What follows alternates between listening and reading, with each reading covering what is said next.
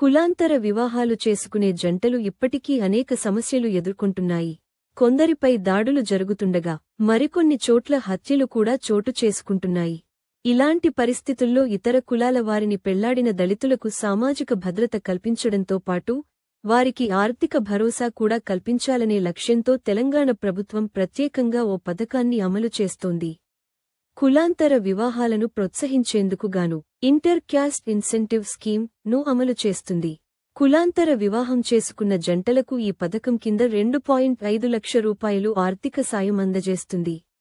అయితే జంటల్లో వధువు లేదా వరుడు ఇద్దరిలో ఎవరో ఒకరు ఎస్సీ అయి ఉండాలి.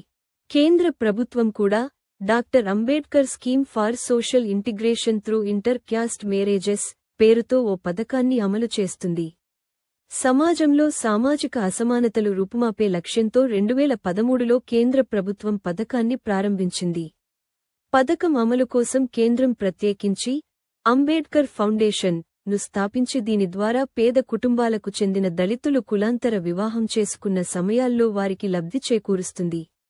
ఇదే పథకాన్ని తెలంగాణ ప్రభుత్వం ఇంటర్ క్యాస్ట్ ఇన్సెంటివ్ స్కీమ్ పేరుతో అమలు చేస్తుంది. కళ్యాణ లక్ష్మి పథకం కింద ఆడపిల్లల తల్లిదండ్రులకు రూ.1,00,000 ఆర్థిక సాయం అందిస్తున్న సంగతి తెలిసిందే. వారికి రూ.1,00,000 నగదుతో పాటు తులం బంగారం కూడా ఇస్తామని కాంగ్రెస్ ప్రభుత్వం ప్రకటించగా ప్రస్తుతానికి ఈ పథకం ఇంకా ప్రారంభం కాలేదు.